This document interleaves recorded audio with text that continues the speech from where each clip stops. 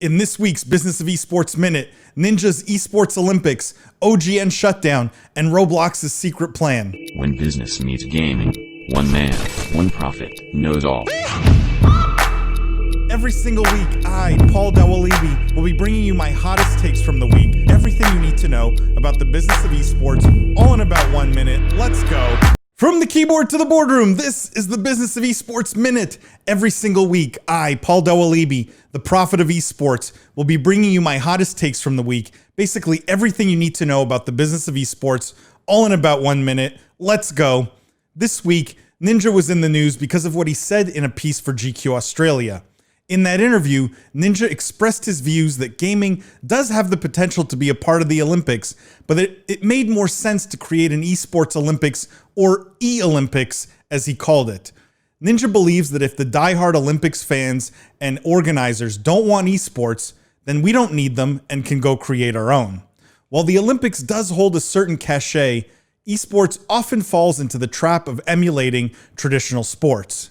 In my opinion, esports can be so much more because of its digital nature, and therefore we don't need the validation of the Olympics. What we do need more of is innovation in the audience experience and courageous entrepreneurs to pull the industry away from traditional sports.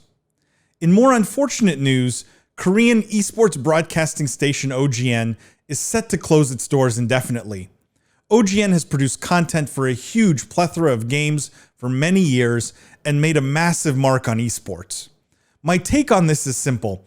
Esports content is hotter than ever and more in demand than ever. For OGN to close, one of a few possible scenarios must have taken place. It could just be a case of inexperienced management. Many of the original esports companies were started by passionate gamers with little to no actual business experience.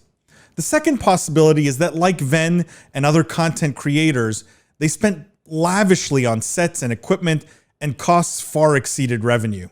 Either way, companies like the Business of Esports will be around to fill the content void and satisfy esports enthusiasts' appetite.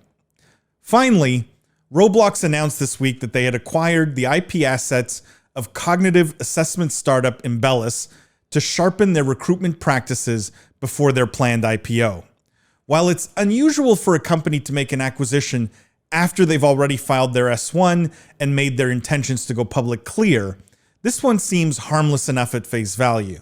It's a simple IP asset purchase to bolster their HR department. However, there could be a lot more to this.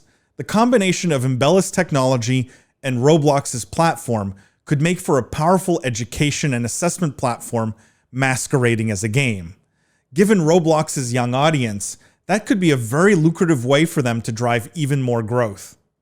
For far more detailed insight and discussion into the business of esports, as well as the most exceptional lineup of guests, please tune in every week to the Business of Esports podcast and every Wednesday evening into the Business of Esports after show live stream.